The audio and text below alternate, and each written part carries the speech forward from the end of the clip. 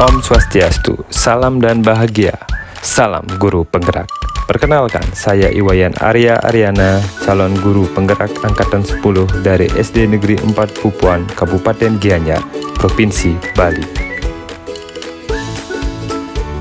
Pada video ini, saya akan memaparkan kesimpulan dan refleksi pemikiran Ki Hajar Dewantara pada modul 1.1 Konteks antar materi.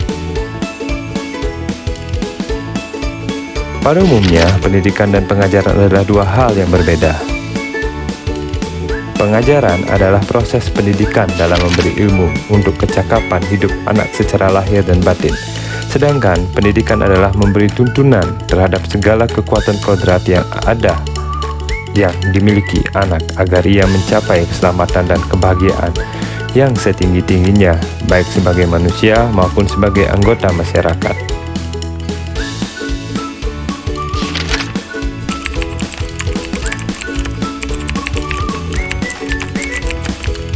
Sebelum mempelajari modul 1.1 tentang pemikiran Ki Hajar Dewantara, banyak hal yang saya telah lakukan. Di antaranya, pembelajaran yang saya lakukan hanya sebatas transfer materi pelajaran saja. Selain itu, saya hanya melihat hasil nilai evaluasi materi murid sebagai hasil atau sebagai ukuran kemampuan mereka, sehingga ketuntasan materi lebih penting daripada kemampuan atau kompetensi lainnya. Selain itu, saya beranggapan bahwa murid hanya sebagai objek pembelajaran, sehingga pembelajaran terpusat pada guru atau teacher center. Saya tidak mempedulikan apakah murid saya sudah benar-benar paham ataukah belum, karena bagi saya yang terpenting materi selesai. Selain itu, pada sebelumnya saya juga menganggap bahwa keberhasilan pembelajaran siswa atau murid hanya ada pada nilai KKM, sehingga saya pun sering tidak puas jika banyak murid saya yang tidak tuntas KKM setelah melakukan evaluasi.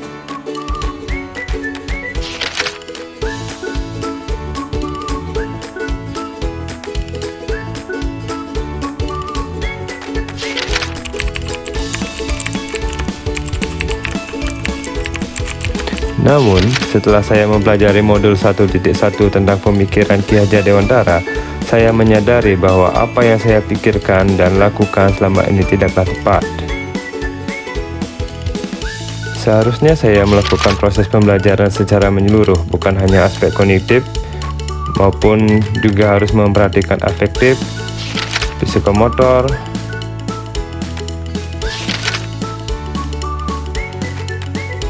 spiritual,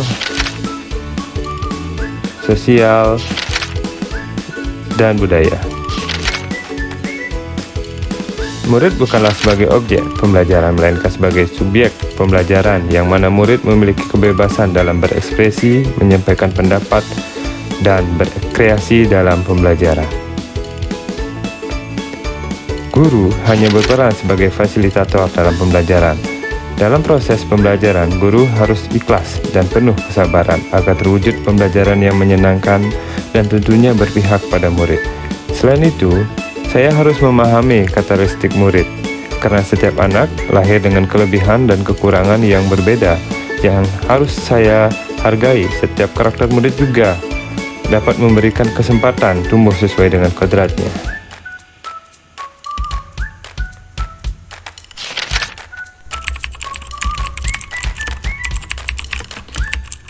Yang dapat segera saya terapkan dalam pembelajaran di kelas antara lain merancang pembelajaran yang interaktif dan menyenangkan dengan melibatkan murid sebagai subjek pembelajaran atau student center.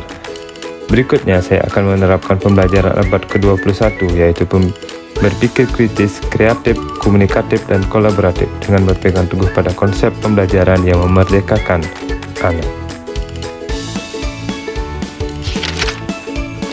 Pembelajaran tidak lagi menuntut melainkan menuntun, karena tugas guru adalah memberi tuntunan atau arahan yang baik kepada murid sehingga pembelajaran yang berbeda kepada murid dapat tercipta dengan baik.